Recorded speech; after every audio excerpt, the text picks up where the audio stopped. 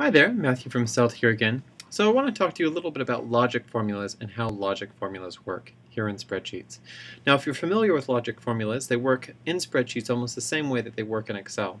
And I'd just like to cover why those things happen to be pretty cool and pretty great. So a logic formula allows us to apply a logical test. The reason that's important is that it allows us to take textual answers, something like maybe red or blue, and turn those values as words into values as numbers. So let me show you what I mean by that, and maybe that'll help this make maybe that will make this a little more clear. So for example, let's say that I've asked this a simple question: what's your favorite color? So let's say I want to assign some values to this bank of data here, right? So I've asked people what's their favorite color, and I've gotten two different kinds of responses: red, blue, red, red, red, blue, red, red, blue, blue, blue, red, which is all fine and wonderful. But if I want to take those responses as words and turn them into some values as numbers, I might, if I had a small enough sample, I might be able to do that by hand. So let's say that red equals 1 and blue equals 2. And let's just do that up here so that it can help us remember what we're going to write in our formula. So I might be able to go through here, or a way that I could solve this problem, I could say, okay, this is worth 1, and this is worth 2, and this is 1, and this is 1, and this is 1, and this is 2, and this is 2. Oops, oh no, that's 2, and that's 1, and that's 2, and that's 2, and that's 2, and that's 1. And that's fine if I have a very small sample size, but if I have a large sample, that's going to get tedious really quickly.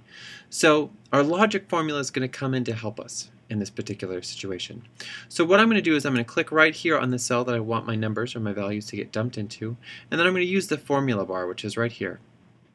Now I have to use a special syntax when I'm talking with Google Spreadsheets to tell it how I want it to calculate some information. And so it's really important to write the instructions for the spreadsheets in a way that the spreadsheet can understand what it is that you're asking. So in this case I'm going to say equals, and the equal sign in this case means, hey, will you do something for me? That's our way of telling the spreadsheet that we need it to perform an operation.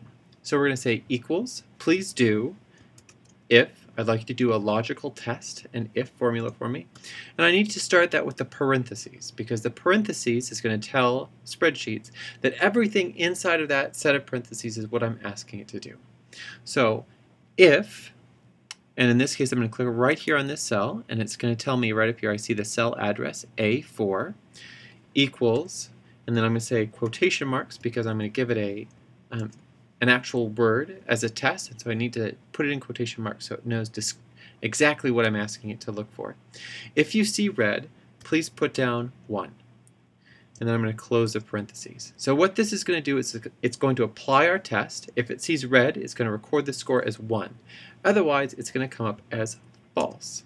So there we go. Now you might say, Matt, that's not any easier than doing what you did before, because now I've got to copy that formula in all of these other cells. Well, that's not true, because what I can do is I can click right here on this cell, and I can grab this little tiny blue square in the corner here, and I can drag it all the way down to the bottom of the column. And now we can see that it's done all the calculation for us, which is great. So let's come over here, let's repeat that whole process. So again, what I want to do up here in my formula bar is I want to say equals if, I'm going to click right here on this cell, A4, equals, quotation marks, blue, give it a value of 2, close parentheses, right? I'm going to hit enter, and I'm going to see right away that one's false, but we know that's going to happen. So we're going to grab our little box right here in the corner, we're going to drag it all the way to the bottom of the column, and there again we see we got 1, false, okay, nothing, 2, okay, great, wonderful. Well, what if I wanted to see all of my 1s and 2s in a single column? Is there a way to combine these formulas? And in fact, there is a way to do that. So let's take a look at what that might look like. So let's say instead that I'm going to tell spreadsheets equals, hey, would you do me a big fat favor if this cell equals red, please say 1. Now this is where it gets a little bit tricky. I'm going to add another comma. In this case, this comma means that I can nest in another logical formula. So comma, if A4, again I'm going to use the same little thing. It might ask me to actually type that in this time. A4 equals blue. Please say 2. Great. Now this time I need 2 sets of parentheses because I opened one set here and I opened one set here, and so I've got to close both sets of parentheses. Now when I hit return I should still see 1, but if I drag my little formula here, if I copy the formula down, I'll also see it do all the rest of that calculation for me.